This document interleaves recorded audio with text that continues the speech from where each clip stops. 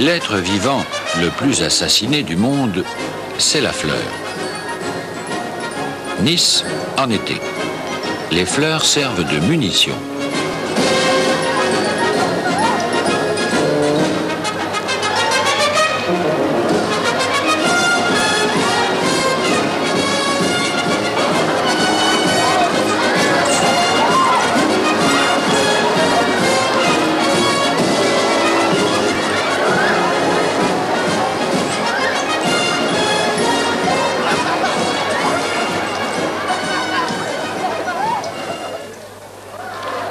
Monte-Carlo, même époque.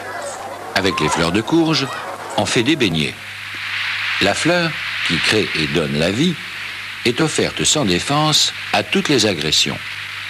L'homme est en haut de la pyramide écologique, le destin de la plante, c'est d'être à la base. Résultat, elle est la victime de tout le monde. Alors, la plante se défend comme elle peut. Contre l'homme, elle ne peut rien. Il y a les poisons, bien sûr. On a vu par exemple des soldats de Napoléon mourir en Espagne pour avoir enfilé des grillades sur des branches de laurier rose. Toujours en Espagne, mais bien avant, les anciens Ibères, vaincus par les Romains, préfèrent s'empoisonner avec la renoncule sardouce. Elle fait bizarrement mourir l'homme, la mâchoire crispée, en rictus sardonique, d'où son nom, et le choix de cette ultime provocation.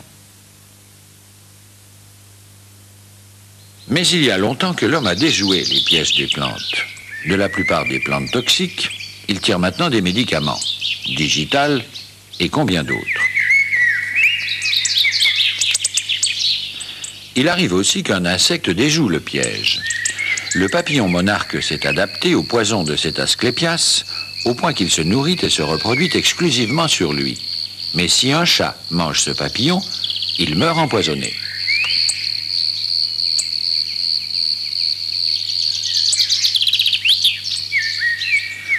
Contre les gros herbivores, le poison est une arme de dissuasion beaucoup plus efficace. Ainsi, le bouton d'or est tranquille dans l'herbe, les vaches n'y toucheront jamais. Elles savent qu'il est empoisonné.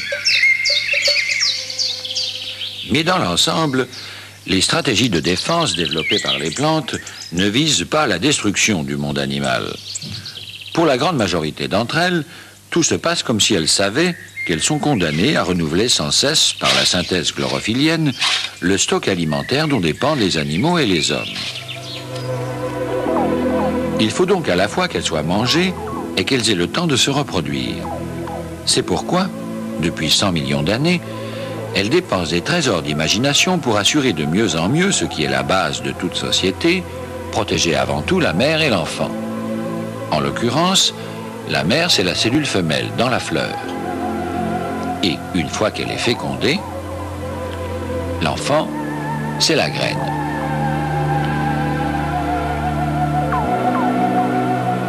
Voici l'organe femelle d'une tulipe, avec en haut le stigmate destiné à recevoir les grains de pollen mâle.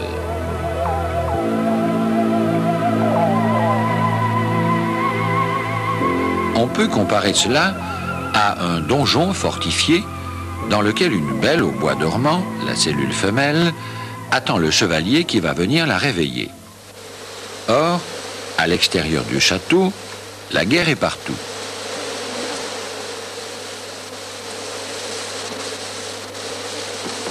C'est pourquoi, autour de la belle, on a construit plusieurs séries de remparts. D'abord un ovule, à triple paroi, puis un ovaire, à parois bien épaisses. Quand le chevalier pollen va se présenter en haut de la tour, il lui faudra franchir toutes ses enceintes jusqu'à sa belle. Mais la cellule femelle sait ce qu'elle veut. Elle lui envoie des ordres, transmis par des impulsions hormonales, qui lui permettent de se fabriquer une lance avec laquelle il va percer les parois successives et parvenir jusqu'à la chambre nuptiale. Mais ce château fort de la tulipe et de bien d'autres fleurs, les plantes primitives étaient loin de le connaître. Tout au début, elles n'avaient ni pistil, ni ovaire, ni même ovule. Elles se contentaient de déposer leurs cellules femelles en race campagne à la grâce de Dieu. Les fougères, par exemple, abandonnent leurs spermatozoïdes sur un tapis humide où ils doivent nager vers la cellule femelle.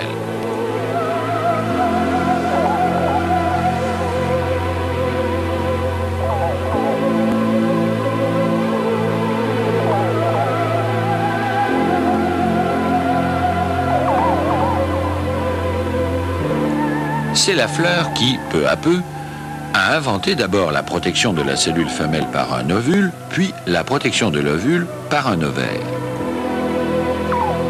Ici, des centaines d'ovules dans l'ovaire d'une fleur de jonquille. Et ici, quelques ovules seulement dans l'ovaire d'une fleur de narcisse. Ce fut une longue aventure de 100 millions d'années. Une des plantes à fleurs les plus anciennes est celle du saule. C'est vraiment la mère primitive. Elle se contente d'aligner ses ovaires à l'air libre sur un axe dressé. En fait, chaque ovaire de saule constitue une fleur femelle réduite à sa plus primitive expression.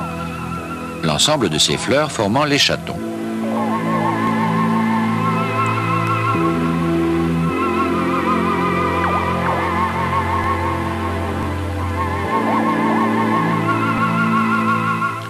Il y a une curieuse histoire de l'homme et du saule. Au XVIIIe siècle, un Anglais nommé Stone s'est tenu ce raisonnement hardi. Le saule pousse dans les marécages. Or, il n'attrape pas la fièvre. C'est donc qu'il a un médicament contre la fièvre. Et s'il cache ce médicament, c'est forcément dans l'écorce, puisque c'est elle qui le protège. L'Anglais fit donc de la tisane d'écorce de saule et constata qu'effectivement ça calmait la fièvre. Le 2 juin 1763, il fit un compte-rendu à la Royal Society de Londres. Et puis, en 1829, un pharmacien français nommé Leroux se dit « Mais si cet Anglais a eu des résultats, c'est qu'il y a quelque chose ». D'un extrait d'écorce de saule, il réussit à isoler ce quelque chose, une poudre qu'il nomme salicine, parce que le nom latin du saule est salix. Enfin, en 1853, l'Allemand Karl Gerhardt fit subir un traitement à ce produit. Il inventa ainsi le premier de tous les médicaments, l'acide acétylsalicylique, de salix, autrement dit, l'aspirine. Enfin, c'est en 1899 qu'un autre Allemand, Adolf von Baeyer, a commercialisé l'aspirine. Pourquoi le mot aspirine, au fait, nous allons y revenir.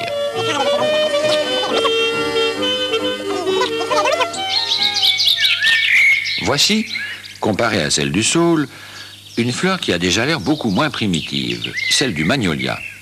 En fait, pas du tout, au contraire. Il suffit de voir ces ovaires qui contiennent les cellules femelles. Ils sont imprudemment exposés au sommet d'un cône pointu, surmontant les étamines, comme si la fleur avait cherché à les protéger en haut d'un donjon. Illusoire. C'est méconnaître le danger des attaques aériennes, les fleurs n'ont pas tardé à s'en apercevoir.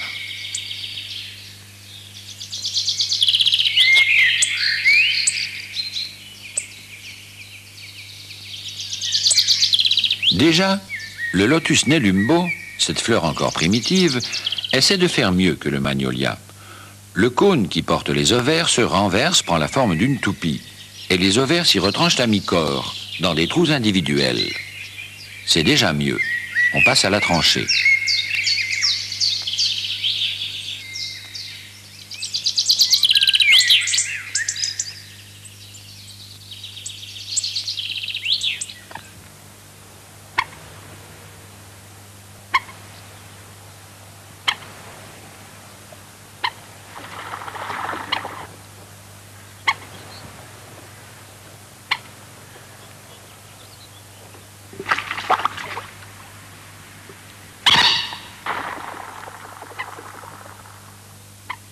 Les nymphéas et les nénuphars vont encore plus loin que le nélumbo.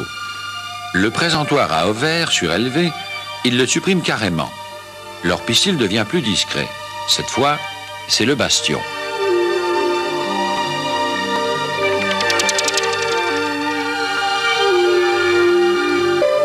Le vrai retranchement, d'ailleurs, c'est celui des colchiques et des crocus, qui enfoncent carrément leurs ovaires sous terre. La fleur laisse émerger les pétales et 3 longs styles capteurs de pollen. Les femmes et les futurs enfants sont sous terre. Mais ce n'est pas à la portée de toutes les plantes.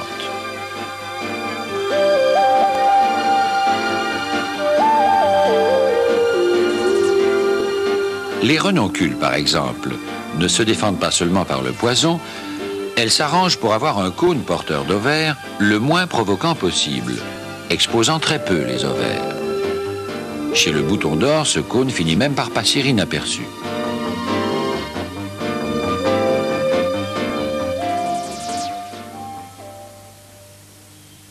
Mais voici les fleurs qui savent le mieux, le plus maternellement protéger leurs ovaires. Elles en arrivent à les enfouir au fond d'elles-mêmes, au fond d'une coupe formée par les pétales. Pommier, abricotier, poirier, cognacier, pêcher, cerisier.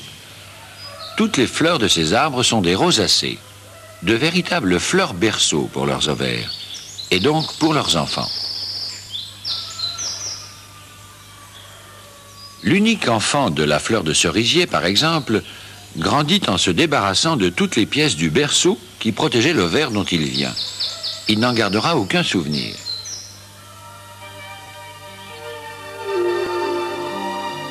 Le souvenir du berceau des ovaires, voici un fruit qui le conserve, la pomme.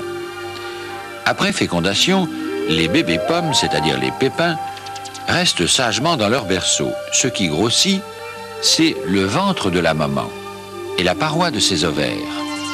Résultat, un véritable château fort qui protège l'héritier, le summum de la protection maternelle et infantile dans la science végétale.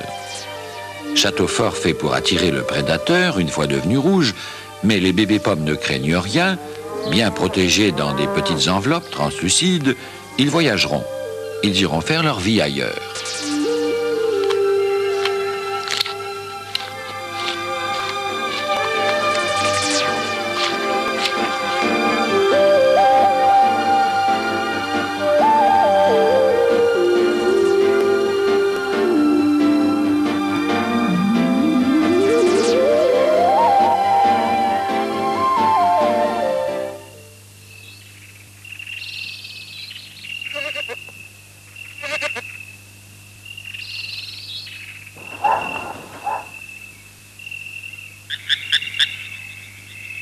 Voici une rosacée qui vit dans les marais, la spirée, ainsi appelée parce qu'elle enfouit ses ovaires en spirale. Vivant comme le saule, avec les pieds mouillés, elle devait bien aussi soigner les rhumatismes. Et de fait, au siècle dernier, on a réussi à en tirer un corps très voisin de celui tiré du saule, et c'est ainsi que la spirée a donné son nom à l'aspirine. Mais de toutes les rosacées, c'est la rose qui arrive le mieux à creuser son ventre pour y protéger ses nombreux ovaires. Par contre, après fécondation, les bébés roses ne sont pas enfermés dans un château fort comme la pomme. Tout petit, tout sec, ils restent dans le berceau, jusqu'à maturité.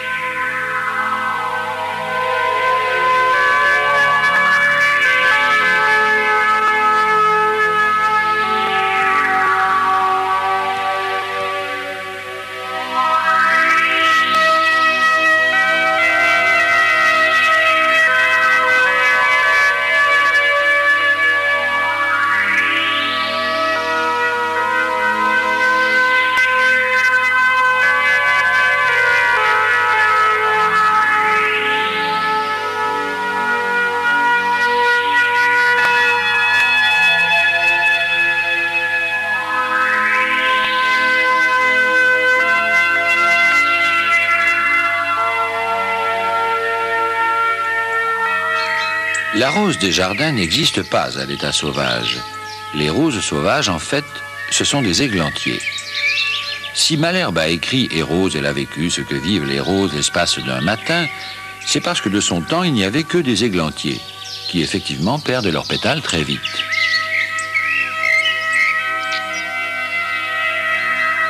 Ce sont les horticulteurs qui ont fait les roses modernes, en obligeant les étamines de l'églantier à se transformer en pétales. Ce qui s'est fait à force de sélection et continue à se pratiquer par fécondation d'une variété avec une autre.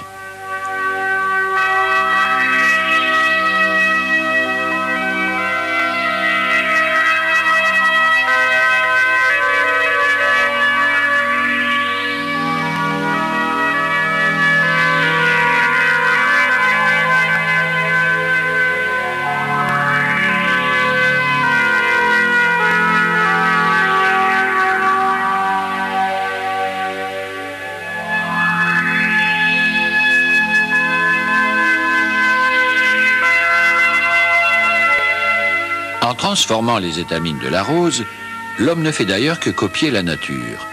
Pour s'en rendre compte, il suffit d'observer par exemple un nymphéa. On voit très bien comment, de l'intérieur vers l'extérieur, la fleur transforme progressivement ses étamines en pétales, avec toutes les étapes intermédiaires.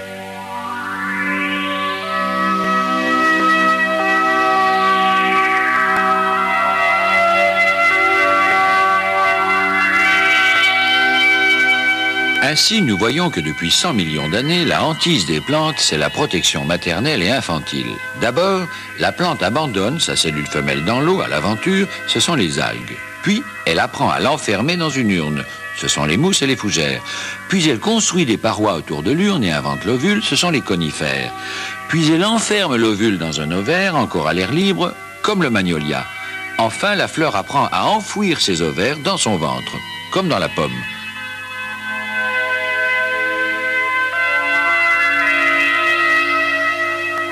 C'est le système des poupées russes. Évidemment, chaque fois, le chevalier Pollen doit franchir une enceinte supplémentaire pour atteindre Superwoman, qui, pour l'aider, lui envoie sa super hormone.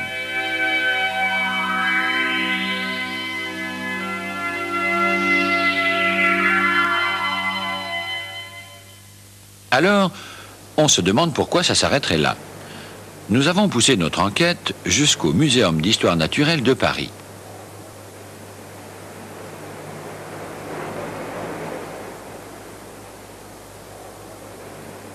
Et là, dans un placard de l'herbier, où sont rassemblées les plantes trouvées dans le monde entier, nous avons trouvé la réponse. Le Henecartia d'Argentine et le Tambourissa de Madagascar. Alors, voilà, une plante très impressionnante parce que c'est la plante du futur. Elle a inventé quelque chose de complètement nouveau. Elle enferme ses fruits, ce qu'aucune plante ne savait faire avant de cette manière-là. Et dans 100 millions d'années, les plantes seront peut-être devenues comme ça et nous serons tous morts à ce moment-là.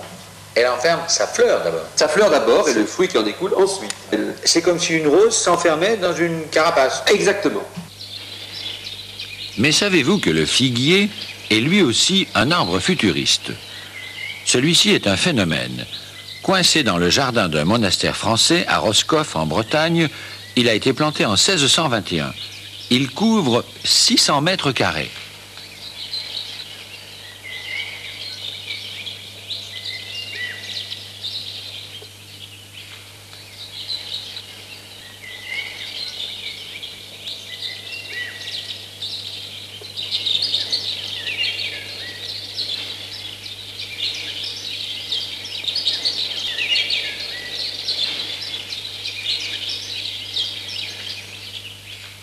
Mais pourquoi donc le figuier, au sens de l'évolution, est-il un arbre futuriste?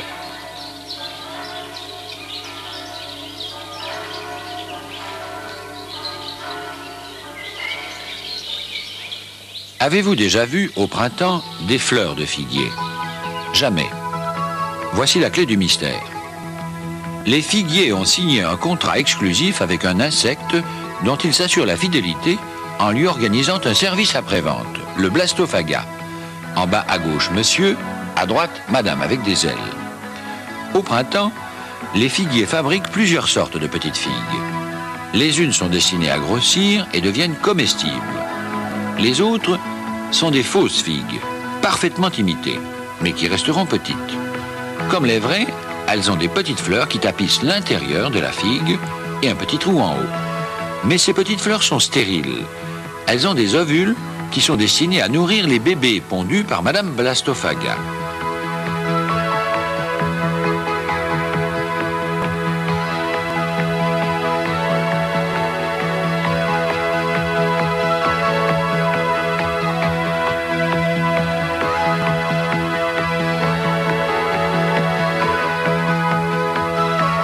Monsieur Blastophaga, lui, est chargé de féconder ses larves.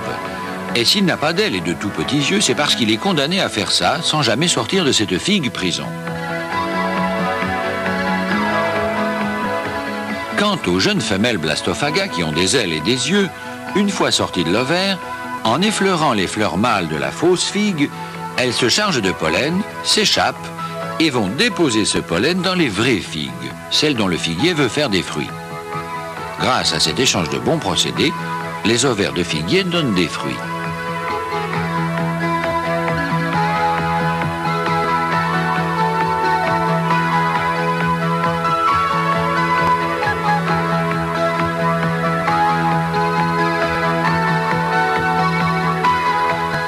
Et ces fruits ne sont pas, comme on le croit, les figues, mais bien les petits pépins qu'elles contiennent et qui proviennent chacun d'une fleur minuscule fécondée, sans doute parmi les plus petites du règne végétal.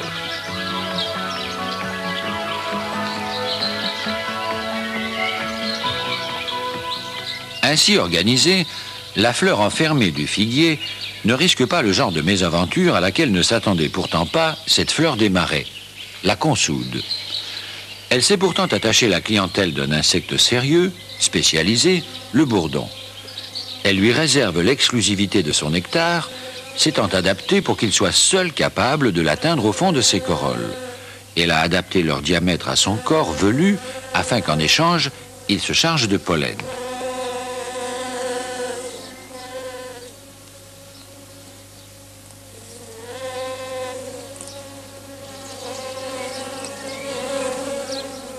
La preuve, une abeille a beau essayer, elle n'a ni la trompe capable d'atteindre le nectar, ni la corpulence qui lui permettrait de féconder la fleur, comme peut le faire le bourdon. Mais le hasard a voulu que notre opérateur surprenne ici un fait divers. Voici un bourdon qui préfère passer par derrière et fracturer les corolles, en série, comme un cambrioleur introduit dans la salle des coffres d'une banque.